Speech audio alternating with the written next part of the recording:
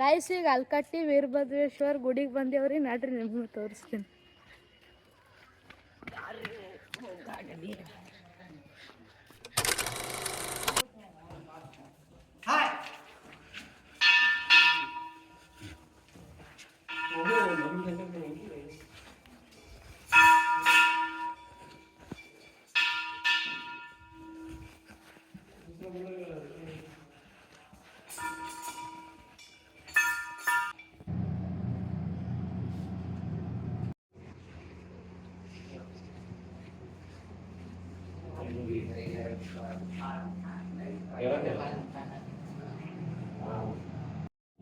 Guys ಇಲ್ಲಿ ನೋಡ್ರಿ ಗಣಪತಿ ಮೂರ್ತಿ ಏನು ಭಾರಿ ಅದ ರೀ. ಇವತ್ತಿನ ಬಂದಿದ್ದು ಕಲಬುರಗಿ ಜಿಲ್ಲೆ ಚಿತ್ತಾಪುರ ತಾಲೂಕು ಅಲ್ಕಟ್ಟಿ ಗ್ರಾಮ. ಮೊದಲು ಈ ಗ್ರಾಮದ ಇತಿಹಾಸ ಏನಂತಂದರೆ, ಈ ಅಲ್ಕಟ್ಟಿ ಅನ್ನೋ ಹೆಸರು ಬರೋಕ್ಕಿಂತ ಮೊದಲು ಈ ಊರ ಹೆಸರು ಪಲ್ಲಕರಂಟಿ. ಶಾಸನ ಒಳಗೆಲ್ಲ ರೀತಿ ಉಲ್ಲೇಖ ಇದ್ದಿದ್ದೆಲ್ಲ ಪಲ್ಲಕರಂಟಿ ಅಂತೆ. ಮುಂದೆ ಪಕಾರ ಹೋಗಿ ಅಕಾರ ಆಗಿ ಈಗ ಅದು ಹಣಕರಟಿ ಅನ್ನೋ ಮಾಡಿದಾಗ ಇದು ಕಂಟಿನ್ಯೂ ಅಂತ ಮಾಡೋದು. ಈಗ ಬಂದಿದ್ದು ಈಗ ಅಲ್ಕಟ್ಟಿ ವೀರಭದ್ರೇಶ್ವರ ದೇವಸ್ಥಾನ. ಈ ದೇವಸ್ಥಾನ ಅಂದ್ರೆ ನಿಖರವಾಗಿ ಹೇಳ್ಬೇಕಂತಂದ್ರೆ ಒಬ್ಬರೇ ರಾಜರು ಇಂಥವರೇ ಇದನ್ನು ನಿರ್ಮಿಸಿದ್ರು ಅಂತ ಹೇಳೋದು ಯಾವುದೂ ಕೂಡ ಇಲ್ಲ.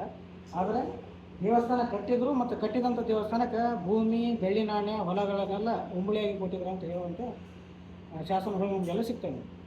ಈಗ ಮೂಲತಃ ಇಲ್ಲಿ ಬಾಗಲಕೋಟೆ ಇದೊಂದು ಸಿಂಬಲ್ ಈ ಕಡೆ ಈ ಥರ ಏನು ನೋಡ್ತಾರಲ್ಲ ನೀವು ಹಲವಾರು ಈಗ ಭಾರತದಾಗ ಮತ್ತು ಕರ್ನಾಟಕದಾಗ ಚಾಲುಕ್ಯ ಶೈಲಿ, ವೇಸರ ಶೈಲಿ ಮತ್ತು ನಾಗರ ಶೈಲಿ ಈ ಮೂರೂ ಶೈಲಿ ಒಳಗೆ ಇಲ್ಲೇನು ಸಿಗ್ತದೆ ಅಂದರೆ ಗಜಲಕ್ಷ್ಮಿ ಸಿಗ್ತದೆ. ಅಂದ್ರೆ ಮಧ್ಯದಲ್ಲಿ ಲಕ್ಷ್ಮಿ, ಆ ಕಡೆ ಈ ಕಡೆ ಆನೆ ಇರೋದು. ಈ ಸಿಂಬಲ್ ನೀವು ಆಲ್ಮೋಸ್ಟ್ ಆಲ್ ಎಲ್ಲ ದೇವಸ್ಥಾನಗಳ ಒಳಗೂ ಇದು ನಿಮ್ಗೆ ಈ ತೋರಣ ಬಾಗಲ ತೋರಣ ಒಳಗೆ ಇದೇ ಸಿಗ್ತದೆ. ಆದರೆ ಮಧ್ಯದಲ್ಲಿ ಶಿವಲಿಂಗ ಮತ್ತು ಆನೆ ಇರುವಂಥ ಈ ವಿಶೇಷ ಏನದಲ್ಲ, ಶ್ರೀಶೈಲ ಬಿಟ್ಟರೆ ಇಲ್ಲಿ ಅಷ್ಟೇ ಅದು. ಶ್ರೀಶೈಲ ಮಲ್ಲಿಕಾರ್ಜುನ ಜ್ಯೋತಿರ್ಲಿಂಗದ ಬಾಗಿಲು ತೋರಣ ಬಿಟ್ಟರೆ ನಮ್ಮಲ್ಲಿ ಅಷ್ಟೇ ಅದು. ಈ ಲಿಂಗದ ವಿಶೇಷ ಏನಂದ್ರೆ ಇದು ವೀರಮಹೇಶ್ವರ ಸ್ಥಳ ಇದೆ. ಅಂದ್ರೆ ವೀರಾವೇಶದಿಂದ ದೇಹದ ತನ್ನದೇ ನೀವು ಶ್ರೀಶೈಲ ಮಲ್ಲಿಕಾರ್ಜುನ ದೇವಸ್ಥಾನ ಯಾವ್ದು ಅಂದ್ರೆ ನಂದಿ ಮಂಟಪ ಎದುರು ಅಲ್ಲಿ ಒಬ್ಬ ರಾಜ ಇರ್ತಾನೆ. ಆ ರಾಜ ದೇವರಿಗೆ ಹರಕೆಯಂತ ಗಂಡಗತ್ತಿಗಿಂತ ಕಾಲನ್ನು, ಕೈ, ನಾಲಿಗೆ, ರುಂಡ ಎಲ್ಲವನ್ನು ಕತ್ತಿಸಿಕೊಟ್ಟಿರ್ತಾನೆ. ಅದೇ ರೀತಿ ಇಲ್ಲೇನು ಒಬ್ಬ ನಿರಂಜನ ಅಂತಕ್ಕೆ ಶ್ರೀ ಸಗರದ ಒಬ್ಬ ಪುರುವಂತ ಅವನ ಕುಷ್ಠರೋಗ ನಿವಾರಣೆ ಸಲುವಾಗಿ ದೇವರಿಗೆ ತನ್ನ ಅಂಗಾಂಗಗಳನ್ನು ಇದೇ ಸ್ಥಾನದಾಗ ದಾನ ಮಾಡಿರ್ತಾನೆ. ಹಾಗಾಗಿ ಈ ಸಿಂಬಲ್ ನೋಡಿರಿ, ಪರ್ಟಿಕ್ಯುಲರ್ ಈ ಸಿಂಬಲ್ ಇರುವಂಥ ದೇವಸ್ಥಾನ ನಿಮ್ಗೆ ಎಲ್ಲಾದರೂ ಖಂಡಿತಪ್ಪ ಅಂತಂದ್ರೆ ಅದು ವೀರಮಹೇಶ್ವರ ಸ್ಥಳ ಲಿಂಗ ಅಂತ ತಿಳ್ಕೊಬೇಕು. ಶ್ರೀಶೈಲ ಬಿಟ್ಟರೆ ಇಲ್ಲಿ ಅಷ್ಟೇ ಅದೇ, ಮತ್ತು ಇಲ್ಲಿ ಇಲ್ಲ. ನಮ್ಮ ತಲಬಾಗಿ ಒಳಗೂ ಈ ಸಿಂಬಲ್ ಹಾಕಿದೆ ನಾವು, ಇಲ್ಲಿನೂ ಈ ಸಿಂಬಲ್ ಹಾಕಿದ್ವಿ. ಅಂದ್ರೆ ಲಕ್ಷ್ಮೀ, ಆನೆ ಇರುವಂಥ ಸಿಂಬಲು ನೀವು ಆಲ್ಮೋಸ್ಟ್ ಆಲ್ ಎಲ್ಲ ಕಡೆ ಚಾಲುಕ್ಯರು ಕಟ್ಟಿದಂಥ ಎಲ್ಲ ದೇವಸ್ಥಾನದಾಗೂ ನಿಮ್ಗೆ ಸಿಗ್ತದೆ. ಐಹೊಳೆ, ಪಟ್ಟದಕಲ್ಲು, ಬದಾಮಿ, ಈ ಕಡೆ ಮಳಿಕೇಡ, ರಾಷ್ಟ್ರಕೂಟ, ಕಲ್ಯಾಣ, ಈಗೇನು ನಿನ್ನೇನು ನಿಧಿ ಸಿಕ್ಕದಂತ ಹೇಳಿದ್ರಲ್ಲ, ನರ್ಕುಂಡಿ, ಸಾಲೋಟಗಿ, ಟಂಕ ಸಾಲುಗಳು ಯಾವ್ಯಾವ ಇದ್ದು ಎಲ್ಲ ಕಡೆ ಯಾರು ಸಿಕ್ತು. ಆದ್ರೆ ಮಧ್ಯದಲ್ಲಿ ಲಿಂಗ ಇದ್ದು ಆ ಕಡೆ ಈ ಕಡೆ ಆನೆ ಇರೋ ಸಿಂಬಲ್ ಎರಡೇ, ಒಂದು ಶ್ರೀಶೈಲ ಜ್ಯೋತಿರ್ಲಿಂಗ ಬಿಟ್ಟು ಇಲ್ಲ ಅಷ್ಟೇ.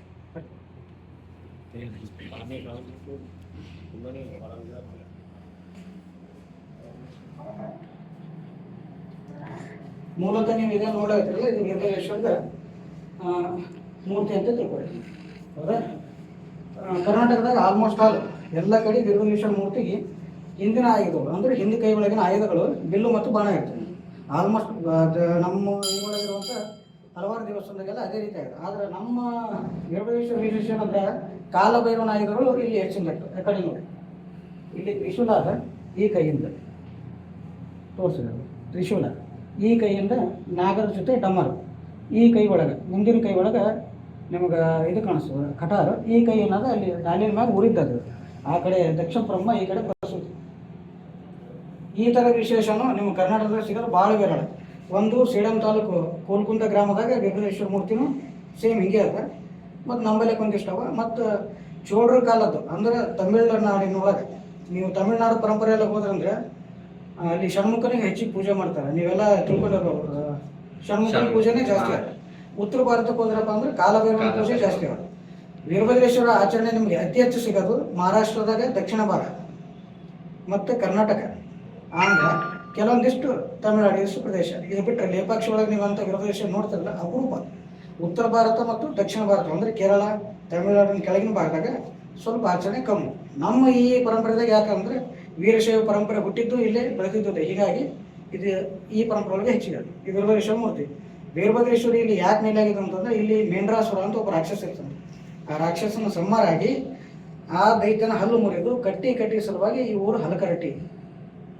ಮುಂದೆ ವೀರಭದ್ರೇಶ್ವರ ಇಲ್ಲಿ ನಮ್ಮ ವೀರಭದ್ರೇಶ್ವರ ಏನಂದ್ರೆ ಮಹಾರಾಷ್ಟ್ರ, ಕರ್ನಾಟಕ, ಆಂಧ್ರ, ಕೆಲವೊಂದಿಷ್ಟು ತೆಲಂಗಾಣ ಈ 4 ರಾಜ್ಯದ ಭಕ್ತರು ಮನೆ ದೇವರು ಇರ್ತಾರೆ. ಮನೆ ದೇವರು ಪ್ರತಿ ಅಮಾವಾಸ್ಯೆ ಏನೋ ಕಾರ್ಯಕ್ರಮ ಇದ್ರು ಇಲ್ಲಿ ರೆಗ್ಯುಲರ್ ಆಗಿ ಬಂದು ಹೋಗ್ತಾರೆ. ಭಕ್ತರು ಬಂದು ಹೋಗ್ಬೋದು. ಎಷ್ಟು ಒಂದು ಶಿಖರದಾಗ ಒಂದು ಲಿಪಿ ಅದ ಇಲ್ಲಿ ಅಂದ್ರೆ ಗೋಪುರದಾಗ ಒಂದು ಶಾಲೆ ಶಾಸನ ಅದ. ಆ ಶಾಸನದವ್ರು ಸಿಕ್ಕಂತ ಮಾಹಿತಿ ಲೆಕ್ಕಕ್ಕೆ ಕೇಶಿರಾಜ 6ನೇ ವಿಕ್ರಮಾದಿತ್ಯನ ಮಾಂಡಳಿಕ ಅಧಿಕಾರಿ ಕೇಶಿರಾಜ ಅಂದ್ರೆ ಕೊಂಡಗುಳಿ ಕೇಶಿರಾಜ ಅವರ ಹೆಸರು. ಮೊದಲ ಶಬ್ದಮಣಿ ದರ್ಪಣಂ ಬರೆದಂತ ಕವಿ ಅವನು. ಆ ಕವಿ ದೇವಸ್ಥಾನದ ಮ್ಯಾಗಿನ ಶಿಖರ ಕಟ್ಟಿಸಿದಂತ ಹೇಳಿ ಒಂದು ಲಿಪಿ ಕಾಣಿಸ್ತದೆ ಮ್ಯಾಗ. ನಿಮಗೆ ಅದನ್ನು ಕರ್ಕೊಂಡೋಗಿ ತೋರಿಸ್ತಾನೆ. ಆ ಲಿಪಿ ನೋಡಿದಪ್ಪ ಅಂದ್ರೆ ಕಟ್ಟಿದ ದೇವಸ್ಥಾನಕ್ಕೆ ಅವನು ಗೋಪುರ ಕಟ್ಟಿದ. ದೇವಸ್ಥಾನ ಅವನೇ ಕಟ್ಟಿದ. ದೇವಸ್ಥಾನ ಪರ್ಟಿಕ್ಯುಲರ್ ಇವರೇ ಕಟ್ಟಿದ್ರು ಅಂತ ಹೇಳುವಂಥದ್ದು ಯಾವುದೋ ಶಾಸನ ಅದಕ್ಕಿಂತ ಹಳಿದ ಅಂದ್ರೆ ಇದ್ದಂಥ ದೇವಸ್ಥಾನವನ್ನ ಅವರು ಜೀರ್ಣೋದ್ಧಾರ ಮಾಡ್ಕೊಂಡು ಹೋಗ್ಯಾರ.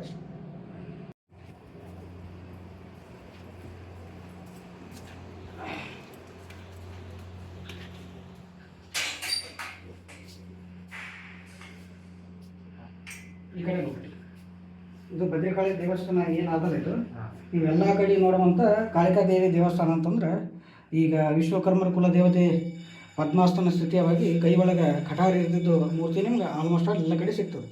ಆದರೆ ಈ ಮೂರ್ತಿ ವಿಶೇಷ ಏನಂದ್ರೆ ಈ ಕಡೆ ರುದ್ರಾಕ್ಷಿ ಜಪಮಾಲೆ, ಈ ಕಡೆ ನೋಡಿ ರುದ್ರಾಕ್ಷಿ ಜಪಮಾಲೆ ಪದ್ಮ ಅದ ಕೈ ಒಳಗೆ. ಈ ಕಡೆ ಏನಾದ ಶಿವಲಿಂಗ ಅದ. ಸ್ವಲ್ಪ ಜೂಮ್ ಮಾಡಿ ತೋರಿಸ್ತೀನಿ ನೋಡ್ರಿ. ಈ ಕಡೆ ಶಿವಲಿಂಗ ಅದ, ಈ ಕಡೆ ಇದದ. ಈ ಮೂರ್ತಿ ಕೆಳಗಡೆ ಯೋಗಿನಿ ಸ್ವರೂಪದ 2 ಮಹಿಳಾ ಸೇವಕಿಯರು ಅದರಲ್ಲಿ. ಹೌದಾ? ಈ ಮೂರ್ತಿದ ವಿಶೇಷ ಏನಂದ್ರೆ ಶ್ರೀಶೈಲಕ್ಕೂ ನಮ್ಮ ದೇವಸ್ಥಾನಕ್ಕೆ ಏನು ಸಂಬಂಧ ಅಂದ್ರೆ ಶ್ರೀಶೈಲ ಒಳಗೆ ಇಷ್ಟಕಾಮೇಶ್ವರಿ ದೇವಿ ಅಂತ ಅಡವಿ ಒಳಗೆ. ಆ ದೇವಿ ಹಣೆಯನ್ನು ಮುಟ್ಟಿದ್ರೆ ಮನುಷ್ಯನ ಹಣೆ ಮುಡಿದಷ್ಟೇ ಮೆತ್ತಗಂತ ಏನು ನೋಡ್ತಿರಲ್ಲ ನೀವು. ಇಷ್ಟಕಾಮೇಶ್ವರಿ ದೇವಿ ಈ ದೇವಿ ಜೊತೆ ಸೇಮ್ ಏನು ಫರಕ್. ಕೈ ಒಳಗಿನ ಈ ಥರ ಐದವು. ಈ ಕಡೆ ಶಿವಲಿಂಗ, ಈ ಥರ ರುದ್ರಾಕ್ಷಿ ಇರುವಂಥ ಜಪಮಣಿ ಇರುವಂಥ ದೇವಿ ಮೂರ್ತಿಗಳು ಕರ್ನಾಟಕದಾಗ ಅತಿ ಅಪರೂಪ.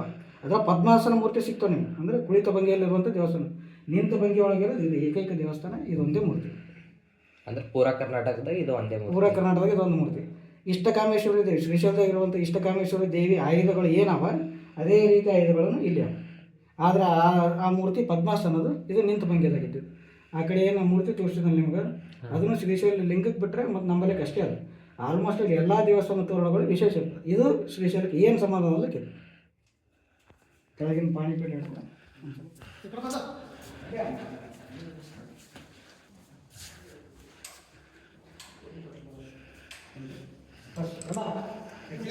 ಹಾಂ, ಇದು ವೀರಭದ್ರೇಶ್ವರ ದೇವಸ್ಥಾನಕ್ಕಿಂತಲೂ ಪೂರ್ವ ದೇವಸ್ಥಾನ. ಹೌದಾ?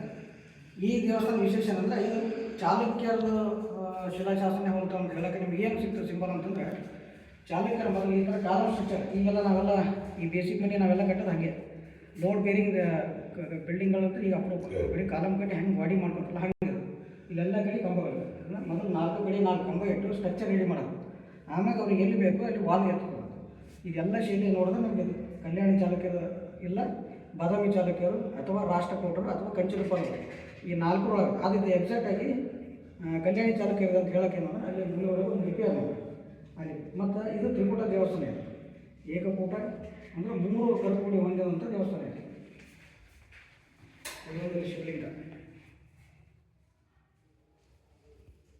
ಇದು ಒಂದು, ಇದು 2ನೇ, ಇದು 3ನೇ.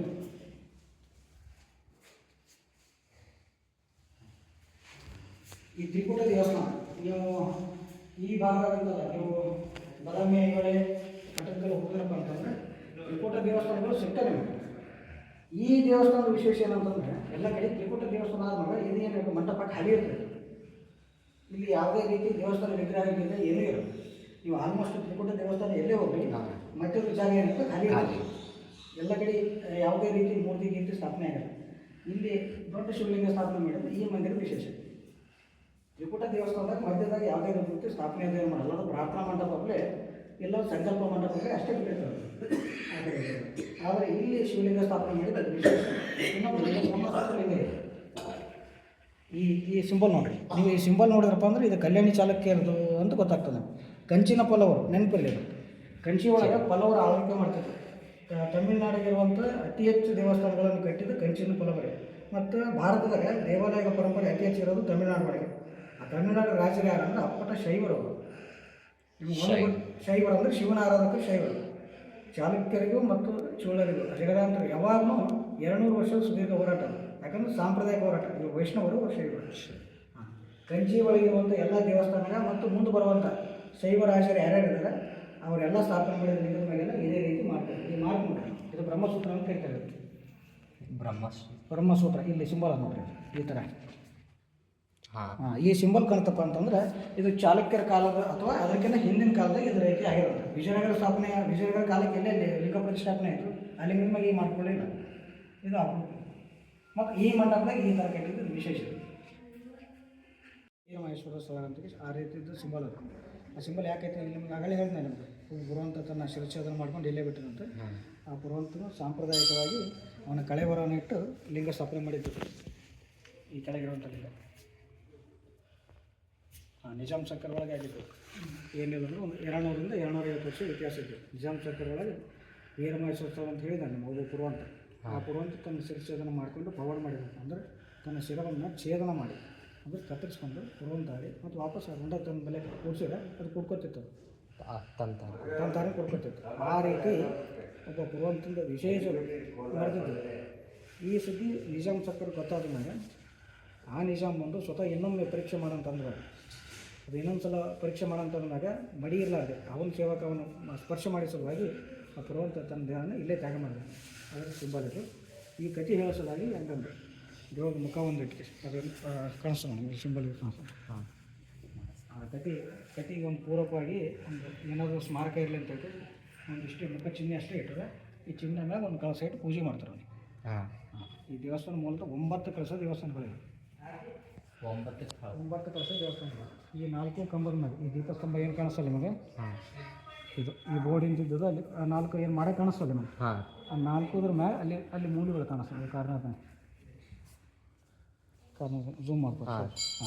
ಈ ಥರ ಅದ್ರ ಮ್ಯಾಗ 4 ಕಳಸ. ನೀವು ಎಲ್ಲಿಯಾದ್ರೂ ಹೋದಲ್ಲಿ ಅಬ್ಸರ್ವ್ ಮಾಡಿರಿ. ಶಿವಲಿಂಗ ಮತ್ತು ಆನೆ ಇದ್ದಿದ್ದು ದೇವಸ್ಥಾನ ಈ ಸಿಂಬಲ್ ಇದ್ದಿದ್ದು ನನಗೆ ಎಲ್ಲೇ ಕಾಣಿಸ್ಬೇಕು ಶ್ರೀಶೈಲ ಬಿಟ್ಟರೆ ನಮ್ಮಲ್ಲಿ ಅಷ್ಟೇ. ಮತ್ತು ಎಲ್ಲಿ ಇದೆ ಎಲ್ಲ ದೇವಸ್ಥಾನಕ್ಕೂ ಆನೆ ಇರ್ತವೆ. ಅಂದರೆ ಮಧ್ಯದಲ್ಲಿ ಲಕ್ಷ್ಮಿ ಇರ್ತದೆ. ಗಜಲಕ್ಷ್ಮಿ ಪೂರ ಅಂತ ಇದು ಶಿವಲಿಂಗ.